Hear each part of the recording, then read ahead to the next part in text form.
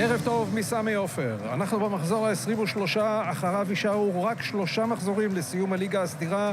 זמן טוב לצבור נקודות בקרב על מקום בפלייאוף העליון, ואת זה רוצות גם חיפה וגם סכנין. כדור הקרן הבא, מסתובב טוב ונכנס פנימה!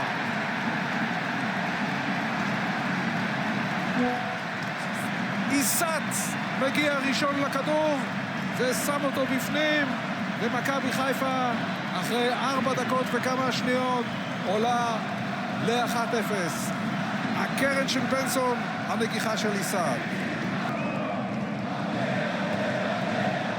קנג'י, חורה, בתוך הרחבה, מקפיץ את זה. גול! דון סדריק עם ה-2-0.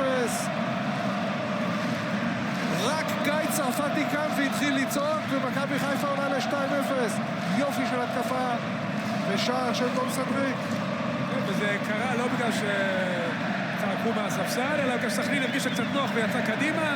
היו שטחים למכבי חיפה, סדריק עם סיום נהדר. סק מוריד את הראש ומרוויח את הכדור. רטנר, איזה יופי, מקפיץ מצוין, והכדור כמעט נכנס, כמעט שער עצמי, והכל מתחיל בעוד מהלך מדהים של הילד הזה, רטנר. איזה יופי של שחקן. מכבי חיפה הרוויחה פה קשר פנטסטי לעתיד. בנסון.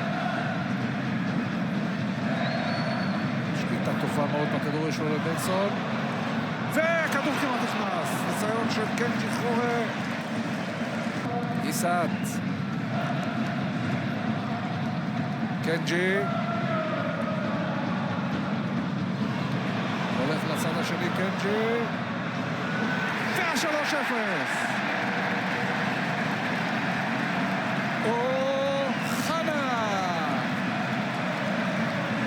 כל שחקני ההגנה של סכנין רצו לכיוון פינת השער כדי להשיג את הכדור. השאירו אותו חנה לבד, והוא דוחק מקרוב פנימה. מכבי חיפה ב-3-0. 3-0 קליל, מוצדק, לא פחות.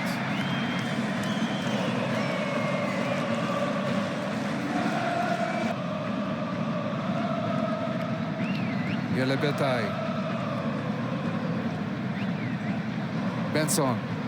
מושך אליו 2. פיינה הרביעי.